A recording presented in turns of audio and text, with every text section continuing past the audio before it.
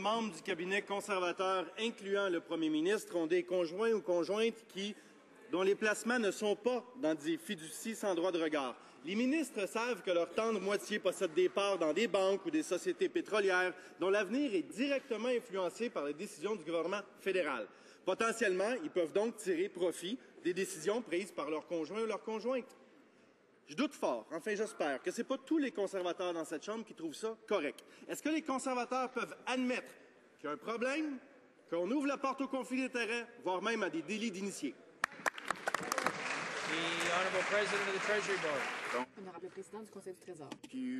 Et puis communique leur voix à la commissaire de l'éthique conformément aux régies et suivent les instructions de la commissaire en ce qui concerne les conflits d'intérêts éventuels. Merci.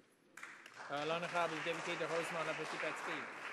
On aurait espéré un peu plus de courage de la part d'un gouvernement qui prône la transparence et puis qui se retrouve tout le temps dans les scandales puis les apparences de conflits d'intérêts, s'il vous plaît. Mais ce n'est pas le seul problème du gouvernement conservateur et on le voit avec le cas du ministre des Affaires intergouvernementales. Après avoir dépensé des milliers de dollars au-dessus de la limite permise par la loi et après avoir dû négocier une drôle d'entente avec une compagnie aérienne pour ne pas violer davantage la loi électorale, le ministre refuse toujours de se lever dans cette Chambre pour donner une meilleure explication que « excusez, c'est la première fois que ça arrive ». Je le ferai plus. Le ministre peut-il justifier le dépassement des coûts de sa campagne électorale et nous expliquer pourquoi son agent officiel a obtenu une job en récompense? Monsieur